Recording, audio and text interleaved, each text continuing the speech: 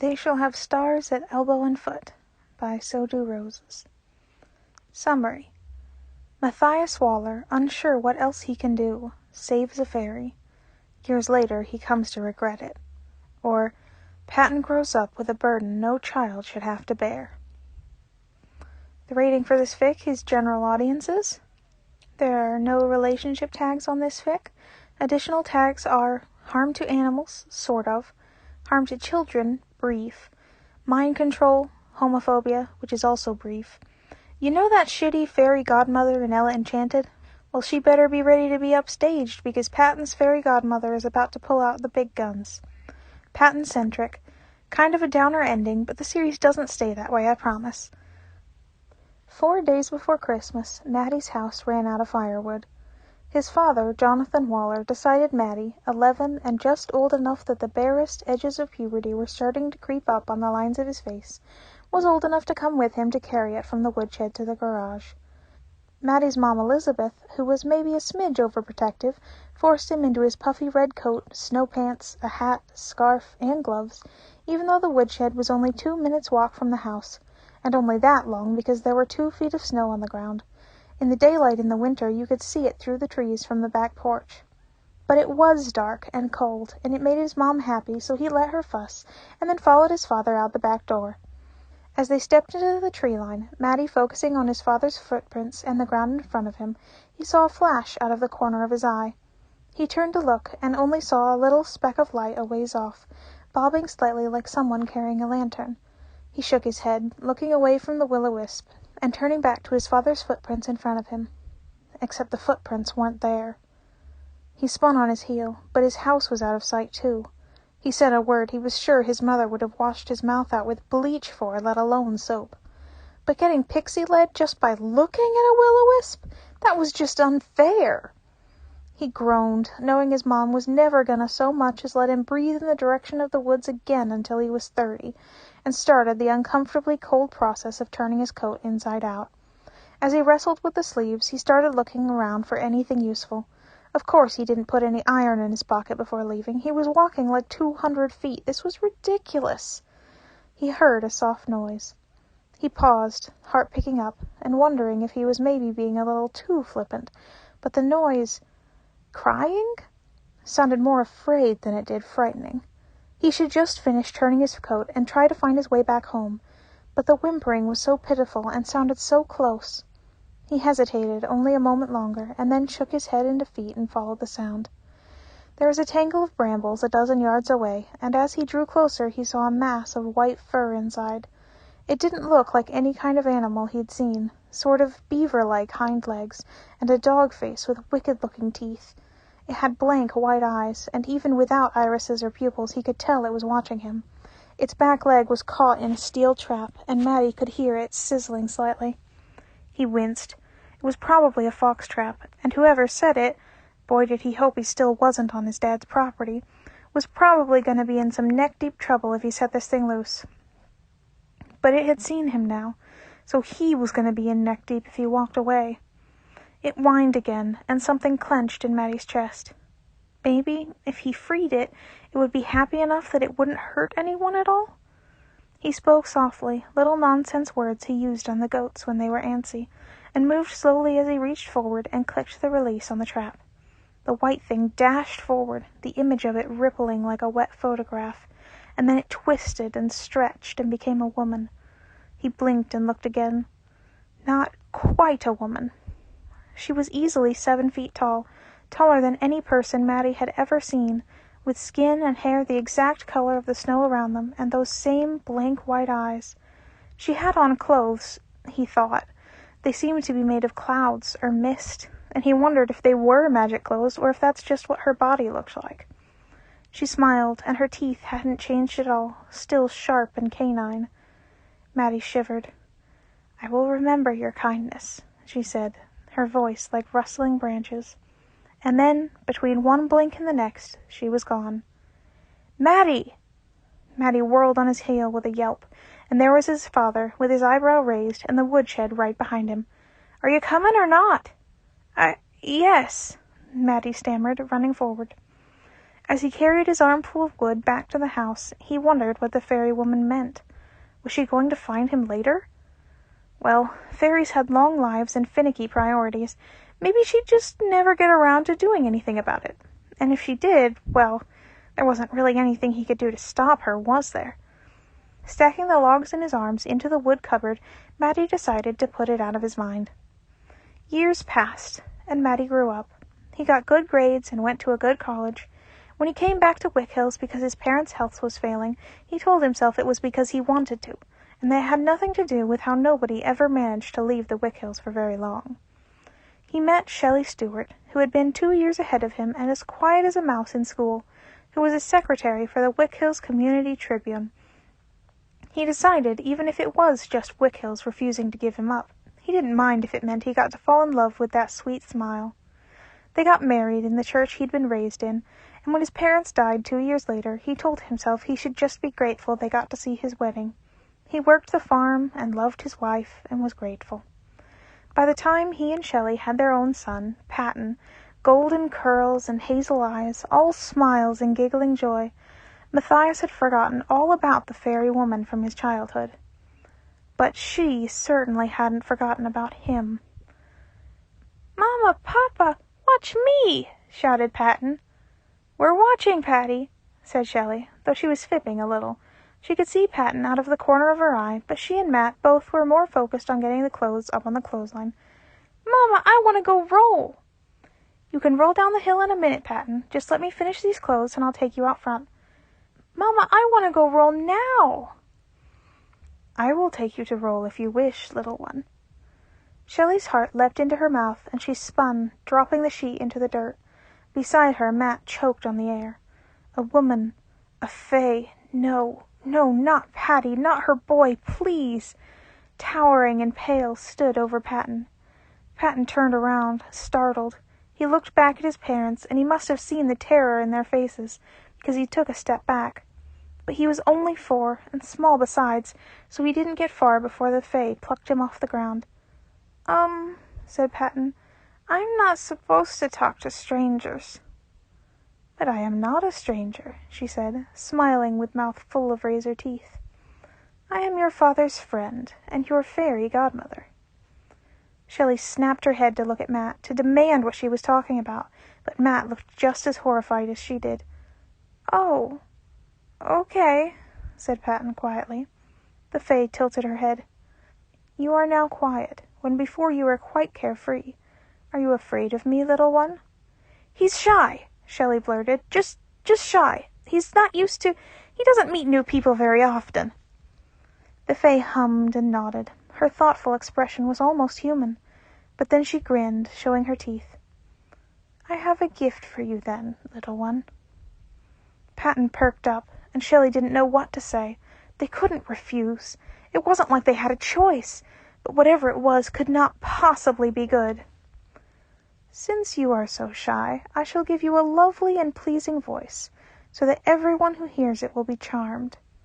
Patton smiled bigger, and then turned to his parents, delighted. "A present, Mama!" "That is very kind of you, ma'am," choked Shelley. "Oh, I suppose," she said, turning to look at them for the first time. "A sufficient gift for my friend, for his kindness, I hope?" Yes," Matt wheezed, the first words he'd spoken in the whole ordeal. "Yes, I appreciate it." Shelley wanted to ask what in the hell they were talking about, but she was afraid if she took her eyes off Patton for even a moment she'd never see him again. "Wonderful," she replied.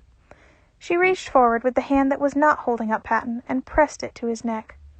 When Patton screamed, Shelley sprinted forward, but by the time she reached him, the fae was gone, and Patton was lying on the ground. When she picked him up, the terror she felt had nothing to do with his cries, and everything to do with the pale white handprint spanning his entire throat. After a few weeks, when there were almost no changes but the mark, not raised like a scar or shiny like a burn, no sign that it should have hurt him at all, but of course it did. The good neighbors did nothing halfway. Matt slowly began to relax. Patton could sing now, when before he couldn't carry a tune in a bucket, more beautifully than any 4-year-old had any business doing. He'd chanted his own lullaby back to his mother and nearly reduced her to tears. But that seemed to be the only thing, and Matt wondered if they'd dodged a bullet and actually received just a gift, with no double edge and no catch, just a lovely voice for his son in payment for a kindness he'd nearly forgotten about anyway. They were in the kitchen, Shelley and him moving around each other with an ease born of years of practice, with Patton playing quietly with his dolls a few feet away. He'd been subdued since the incident, but he was slowly coming back to himself. "Mama?" he said. "Yes, dear?" said Shelley, pouring a bowl of onion Matt had just minced into the saucepan. "Gimme juice, please?" Matt would never forget what happened next for as long as he lived. Shelley instantly dropped the bowl, which bounced off the edge of the saucepan and onto the floor, shattering on the tile and scattering onion everywhere. She walked to the fridge mechanically, twitching almost like she was a marionette on strings. "Mama?" said Patton. She ignored him, opening the fridge. The apple juice was towards the back, and she started grabbing things in front of it and throwing them to the floor. "Mama, what are you doing?" said Patton, slightly hysterical.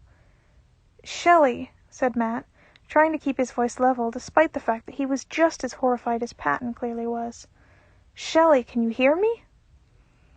The tubs of leftovers and half-empty jars just kept falling to the ground until Shelley's hand closed around the bottle of apple juice and she jerked around and started walking towards Patton. "Mama, stop!" Shelley collapsed instantly. "Shelley!" Matt skidded to his knees, flipping her over. Her eyes were closed and she was limp as a rag doll. She wasn't breathing. Matt was frozen, hands hovering uselessly. What was happening? "Papa, what's wrong with Mama?" She's just sleeping, Patty," he said, his voice coming from far away. He still couldn't get his hands to move. He needed to do CPR or something. Patton had come closer, tears running down his little round face, and he threw his arms around his mother's neck. "Mama, you're scaring me. Please wake up." Shelley's eyes shot open, and she gasped like she'd come out from underwater. She reached out and grabbed Patton, crushing him to her chest and sobbing. Matt looked at the mark on Patton's neck, wrapped his arms around his wife and son, and cried right along with her. It was Patton's first day of kindergarten, and he was so scared. "Mama, I don't want to," he cried. "Everything's going to be fine, Patty," she said, and the smile was only a little strained. "You haven't made a mistake in months. You've been doing so good. Do you remember the rule?" Patton looked down the road in the direction the bus was supposed to come from, apprehensively. "Always ask, never tell," he recited. "Can you give me an example?" Patton thought for a moment. "If I need to go to the bathroom, I should say, 'May I go to the bathroom?'" "Very good. What if another child takes a toy from you?" "I should not get angry and go tell the teacher. I should just say what they did and not tell the teacher to do anything." "See, Patton, you can do it. I know you can." Patton considered, just for the tiniest moment, telling Mama to let him stay home. But then he shuddered, remembering the way his parents twitched and jerked whenever he accidentally told them what to do, and felt horrible for even thinking it. "Okay," he said. "I love you." "I love you too, sweetheart."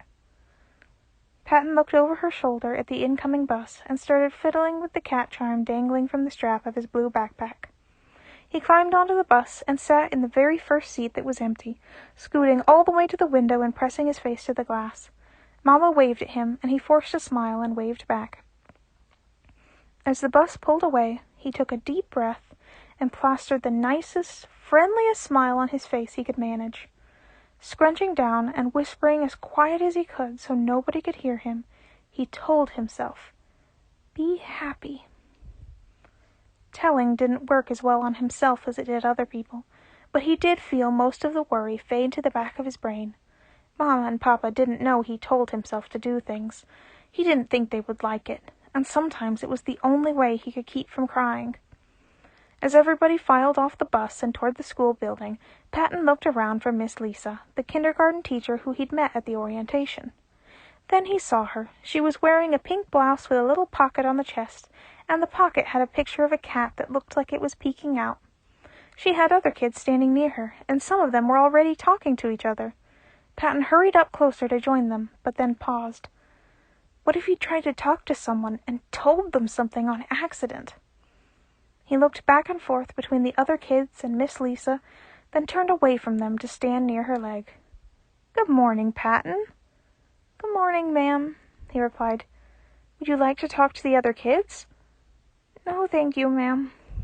She nodded, patting him on the shoulder. "All right, then. Maybe later." Maybe never, thought Patton sadly. The school day wasn't as bad as Patton thought it was going to be. They had story time and learned about letters and met the class pet, a guinea pig named Daisy. When Miss Lisa took them outside for recess for the last half hour before the buses came to get them, only a couple of people tried to play with him, but after several polite "no thank yous," the other kids left him alone on the swings. It wasn't so bad. He liked to swing anyway. He tensed up when another boy came closer. What was his name? Martin? Mitchell? But the other kid didn't come near him, just started climbing on a balance beam nearby. Patton let out a breath and continued to swing. He'd done it. He'd gotten through the whole day. He scratched at the neck of his collared shirt, buttoned up to hide the handprint at the base of his neck. He wanted to undo it, but he wasn't very good at doing buttons, and he didn't want to ask the teacher. Recess was probably almost over anyway, and then he could go home and ask Mama to do it. Another class got released for recess, older kids Patton didn't know. The first buses were starting to pull up, and Patton figured if he went to wait by the door now, it would be fine. "Hey, loser!" Patton jerked his head up, but the older kid didn't seem to be talking to him. He and another boy had gone up to the other kindergartner on the balance beam with a smear. "What's your name, Tiny?" The other boy hesitated before answering. "My name's Mickey Talbot. What's yours?" The older kid stuck his chin out. "I'm Chad." "So, Mickey, don't you know the balance beam is for girls and ballerinas? What do you think you're doing?" Mickey tilted his head, screwing his face up in concentration. "Well, I like dancing. Maybe I'll be a ballerina." The older kid laughed, but Patton didn't think he'd ever heard someone laugh quite like that. Mean and kind of slimy. "Hear that, Robbie? He says he's a ballerina." The other kid, Robbie, laughed in that same unpleasant way. Mickey seemed to be getting angry. "What's wrong with ballerinas?" he said. "What do you mean, what's wrong with ballerinas? Are you gay or something?" said Robbie, shoving Mickey off the balance beam. "Hey!" exclaimed Mickey. "You're mean. Go away." "You're mean. Go away," Chad mocked back. Patton was running forward, and words were bubbling up in his throat before he could stop them. "Hey!" The older boys looked up, and Robbie raised his eyebrows. "What, Pipsqueak?" Patton's heart was hammering, and he thought very carefully about what he could say. He looked between them and Mickey on the ground. You're not being nice." Chad barked. "So what? What are you going to do about it?" Good question. What was Patton going to do about it? He couldn't let them hurt Mickey, but he couldn't tell them not to. That would be wrong. But would it be better to let them be mean? He looked out of the corner of his eye at the recess monitor, all the way on the other side of the playground. But while he was looking away, he didn't see Chad come closer until he closed his fist around Patton's collar. Patton panicked. "Let go of me!" Chad dropped him. Patton slapped his hands over his mouth, and Chad looked down at his own hands in astonishment. "What the—" "I'm sorry," Patton cried. Chad's expression turned from confusion to rage. "What did you just do to me?" "I didn't mean to." Chad lunged for him, and Patton tripped, falling on his back in his haste to scramble away. Chad grabbed for his collar again, and Patton heard a tearing noise. "What's on your neck, you freak?" "Nothing." "Is that a handprint? Don't touch me." Chad jerked back again like he'd been burned. He kept reaching forward, but his hands almost seemed to come up on a wall each time he got close, and his eyes would glaze over as he jerked out of the arm's reach. "Come on, Chad, just leave them. The kid's got magic," said Robbie, pulling on Chad's arm and dragging him away. Chad gave Patton one last hateful look before following him. Patton took a deep, shaky breath, covering his mouth to keep any sobs from coming out. He climbed to his feet and turned to look at Mickey, opening his mouth to ask if he was okay.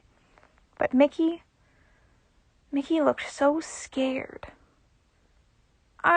Started Patton, taking a hesitant step forward. "What was that?" Mickey shouted, trembling. "What kind of freaky magic is that?"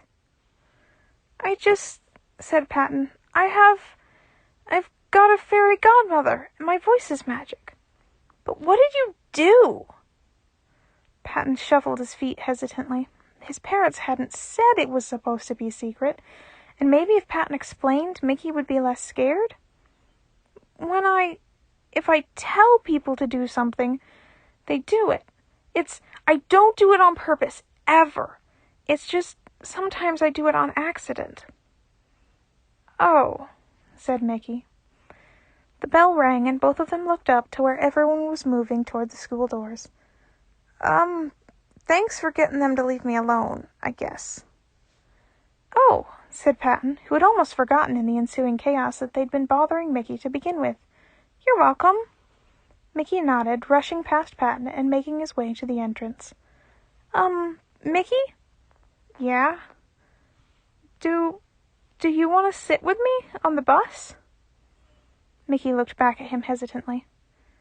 "If I say no, will you make me do it anyway?" Patton's stomach twisted. "No, of course not."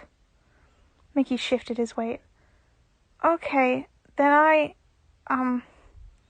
don't really want to."